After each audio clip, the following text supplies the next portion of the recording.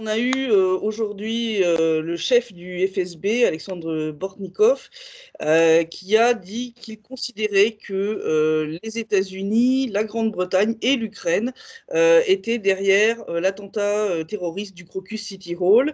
Xavier Moreau, qu'est-ce que vous en pensez de cette déclaration? Bah, sans avoir d'informations précises, c'est la première hypothèse que j'avais émise sur RT en français, d'ailleurs, il y a quelques jours, hein, le jour même en fait de l'attentat et le jour suivant. Il faut bien se rendre compte d'une chose, c'est que la Russie, pour l'instant, enfin l'État islamique, si tant est que ça puisse être lui, n'a aucune prétention contre la Russie aujourd'hui. Le conflit syrien est pour l'instant gelé, donc l'État islamique n'a aucune raison de s'attaquer à la Russie. Ensuite, le mode opératoire, c'est pas du tout ce qu'on observait par exemple au Bataclan, où les terroristes se battaient jusqu'à la mort et à la fin finissaient par se faire exploser et passer le plus de temps possible pour assassiner le maximum de personnes. Là, on a vu un moment très court où les 4 terroristes sont arrivés, ont tué tout ce qu'ils pouvaient et sont partis immédiatement pour essayer de s'échapper. Donc ça, déjà, le mode opératoire était totalement nouveau.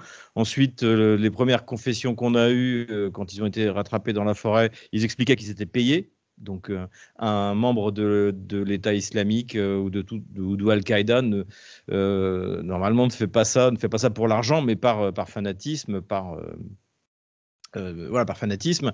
Donc ça aussi, c'était quelque chose d'assez nouveau. Et puis, pas de chance, ils ont été rattrapés dans une opération qui a été rondement menée, on peut le dire. D'ailleurs, les unités spéciales de la région de Bryansk ont été félicitées. Et donc, ils ne sont pas morts. Donc, ce n'est pas l'assassinat de John Kennedy où le tueur est abattu et le tueur qui a abattu le tueur est aussi abattu.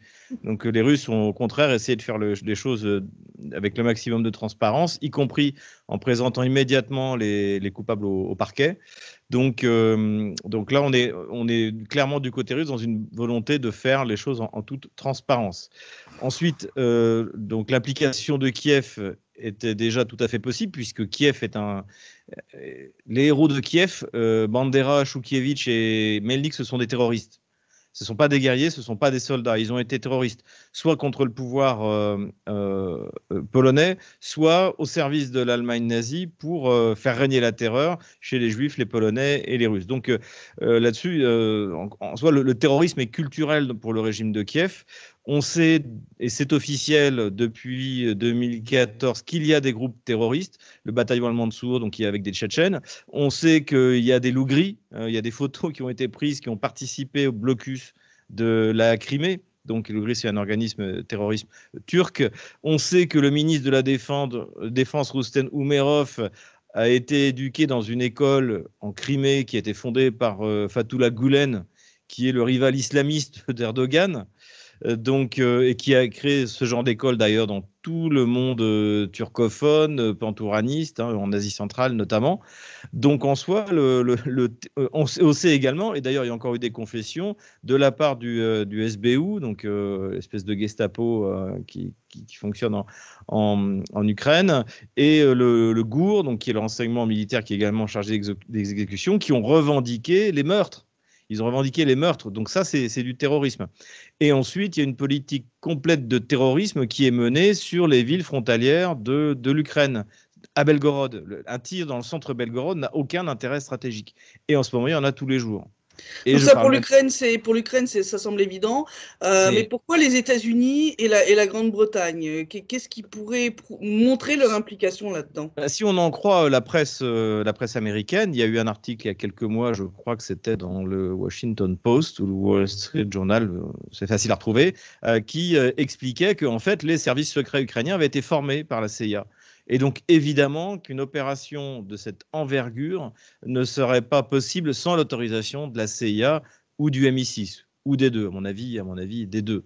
Donc, effectivement, si l'Ukraine est impliquée, et il paraît clairement que l'Ukraine est impliquée, en tout cas visiblement, les Russes sont en train de remonter la filière. Il faut savoir qu'il y a une opération antiterroriste qui a été lancée en Turquie puisque les Tadjiks ont avoué être passés par la Turquie. Donc, et je rappelle aussi que le Britannique qui avait fondé les casques blancs a été, comme par hasard, suicidé en Turquie il y a quelques années. Donc la Turquie a été souvent utilisée comme une plaque tournante. Mais là, visiblement, Erdogan veut coopérer avec Moscou pour régler cette affaire. Il n'accepte pas ça sur son territoire. Donc, à mon avis, les Russes en savent beaucoup plus qu'ils ne le disent, je veux dire dans les détails, mais le fait que ce soit l'Ukraine est quasi certain. Et si c'est l'Ukraine, c'est évidemment avec la bénédiction du MI6 et de la CIA. Alors, pas forcément d'ailleurs avec la connaissance des administrations respectives de ces opérations-là. Je me souviens très bien au moment du MH17, quand John Kerry, 3 jours après, dit c'est des rebelles à qui on a livré un buc et qui ne savaient pas l'utiliser, un truc délirant. Il le dit, il n'a pas l'air de mentir. Simplement, il répète ce que lui a dit la CIA. Évidemment, la CIA raconte n'importe quoi. Donc, c'est pas dit que l'administration Biden ait été au courant au plus haut niveau. Mais en revanche, que ça a été couvert par la CIA, qui de toute manière n'en fait qu'à sa tête, hein, c'est pas nouveau. Tout ça là me paraît même presque évident, presque inévitable. Juste bénédiction ou peut-être implication aussi de ces services secrets occidentaux? Tout à fait possible. Mais, encore une fois, la CIA, aujourd'hui c'est un fait historique, a utilisé les islamistes, a utilisé Ben Laden pour faire la guerre contre l'Union soviétique. Brzezinski, dans une interview au Nouvel Observateur, s'en est vanté dans l'interview de 1998, je crois. Donc voilà, l'utilisation de groupes radicaux, y compris les pires, y compris l'État islamique, le président Hamid Karzai, président afghan mis en place par Washington, a dit que l'État islamique qui agissait à l'ouest de l'Afghanistan, qui d'ailleurs a commis des attentats après l'arrivée des talibans, était contrôlé par Washington. C'est un secret de polichinelle. Israël a soigné des islamistes, des moudjahidines islamistes dans ses hôpitaux pendant la guerre en Syrie. Donc l'implication de l'Occident collectif dans des actes terroristes, l'utilisation d'islamistes manipulés, c'est quelque chose, ça existe depuis le conflit en Afghanistan, c'est absolument pas nouveau. D'accord. Merci beaucoup, Xavier Moreau. Merci Christelle.